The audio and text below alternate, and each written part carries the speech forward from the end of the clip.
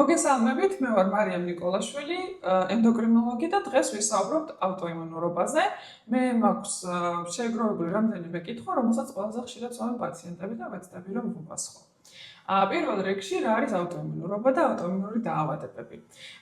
ავტოიმუნური დაავადებები ვითარდება ჩვენი მოცლადყოფნის პერიოდიდან, როდესაც ჩვენი იმუნური სისტემა წესით უნდა ცნობდეს ყველა ჩვენს უჯრედს, მაგრამ არ ხდება სათანადოდ წარდგენა ჩვენი უჯრედების ასე ვთქვათ და ვერ აიდენტიფიცირებს იმუნური სისტემა საკუთარ უჯრედს როგორც საკუთარს და ამიტომ გონია რომ ეს არის უცხო და შესაბამისად გამოიმუშავებს იმ საკუთარი უჯრედის მიმართ დამცველობით უჯრედებს, ანუ ანტისხეულებს. რომელი ავტოიმუნური დაავადებები?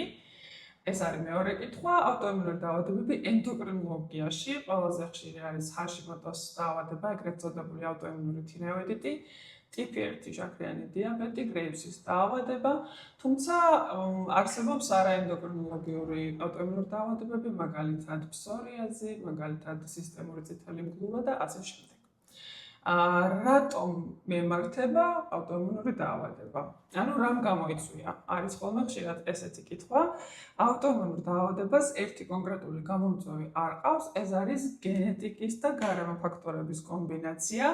ანუ მე გენეტიკურად მე მიდრეკილება ამ პროცესისადმი და შემდგომში უკვე გარემო ფაქტორმა, რომელშიც ვიზრდები, გამოვიდა როგორც ეგრეთ წოდებული ტრიგერი, ანუ მაპროვოცირებელი ფაქტორი. რა შეიძლება იყოს მაპროვოცირებელი ფაქტორი?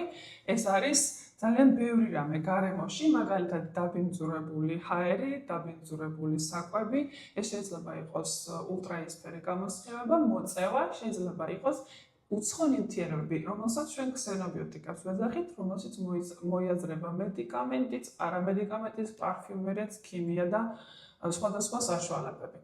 ამ ფაქტორებიდან გამომდინარე, რამდენადაც ეს ფაქტორები ძალიან მომატებულია, განსაკუთრებით რადიაცია და მწვერვალობა და გამონაბოლქვი გარემოში, შესაბამისად ავტოიმუნური დაავადებების რიცხვიც იმატებს. ანუ სტატისტიკას რომ გადავხედავთ 10 და 20 წლით ადრე, ამ ემაზე გრაფიკებზე არის მზარდი სტატისტიკა სულ ყველა ავტოიმუნური დაავადების. და ასევე აღნიშნოთ ის ფაქტი, რომ ქალებში უფრო ხშირია ხოლმე, ვიდრე მამაკაცებში ავტოიმუნური დაავადებები და ამ დაავადებებს ახასიათებს ერთად ყოფნა ერთსა და იგივე პაციენტში. ანუ შეიძლება ერთ პაციენტს ჰქონდეს არა მხოლოდ ერთი, არამედ რამდენიმე, ხშირ შემთხვევაში 2 ავტოიმუნური დაავადება.